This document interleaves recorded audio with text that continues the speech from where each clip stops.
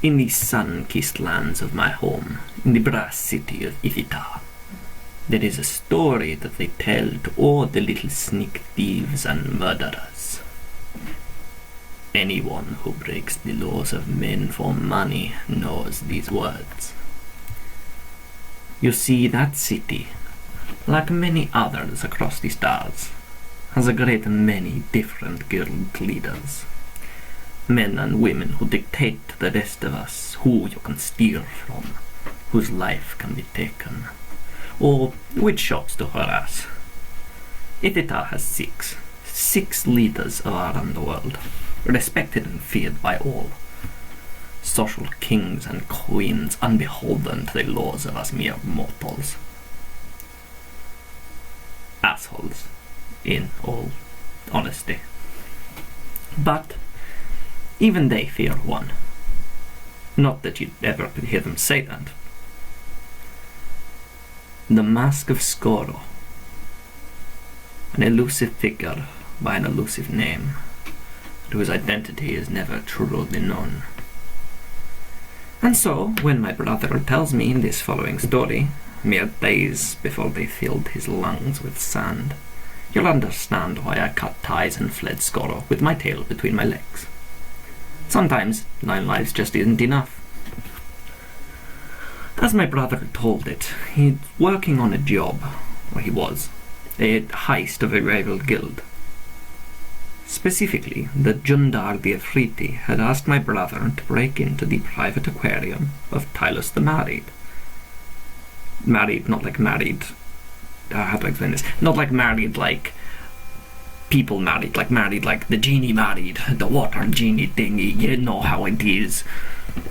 And his job was to steal a goldfish, once owned by the famous crime lord Xanathar. Not a small task in itself, but a very profitable one.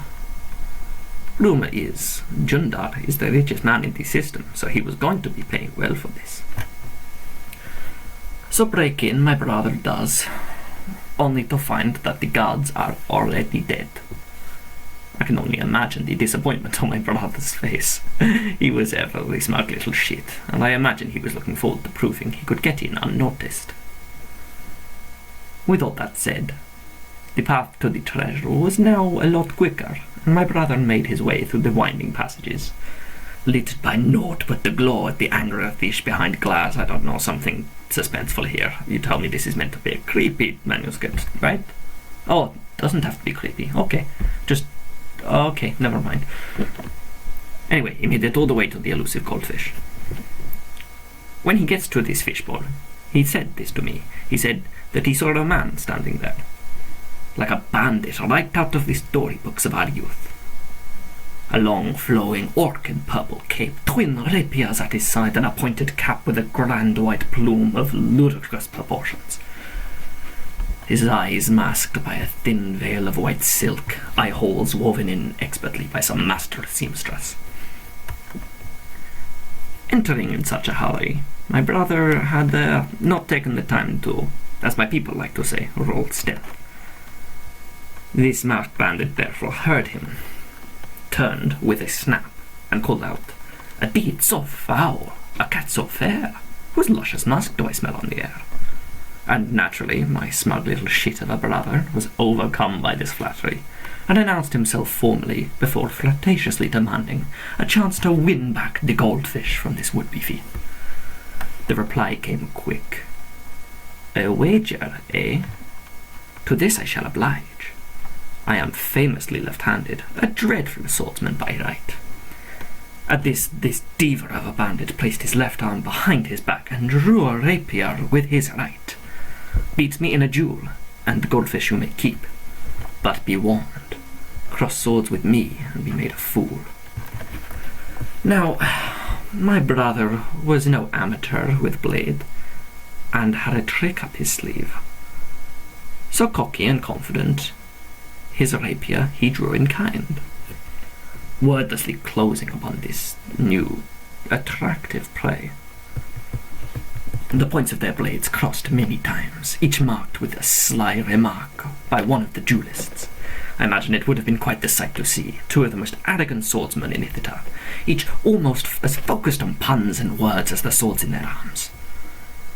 My brother claims that this went on for some time, and as it did, my brother began to realize that he had been far outmatched. This opponent must have lied, he thought, as no fighter duels this well with their offhand. But this bothered my brother not, for he was a smart one. A trick up his sleeve he had for times such as these.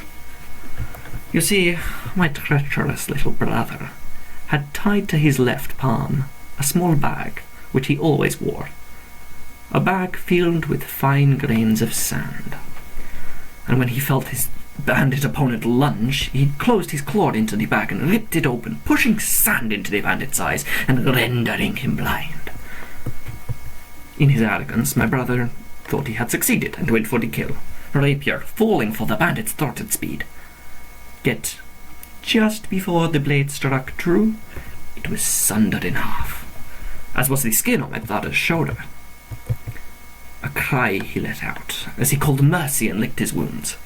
This was no strike a man could make with his offhand. This bandit must have cheated, and my brother said as much.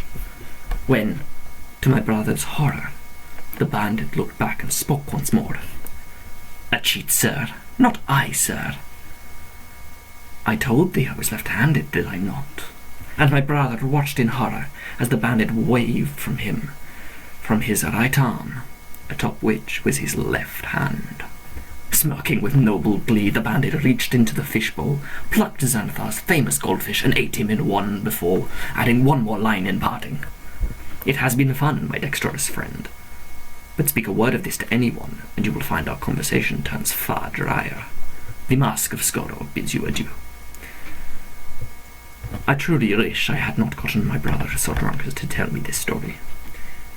As I said at the start, within a few days of being told this by my brother, I found him in the street with his lungs filled with sand. I cannot imagine the mask can reach me here, but even so, do understand that there is some danger behind the words I say, so, compensation maybe? Just, any, that, okay, I get it, you're not going to pay me, it's just a free story, okay, I understand. I'm going to go. Moral of the story, my brother was always too smug to know when he had been beaten, and, I don't know, bandits are attractive and thievery, I don't know. I didn't really have a moral, alright? Leave me alone. Fuck off, goodbye.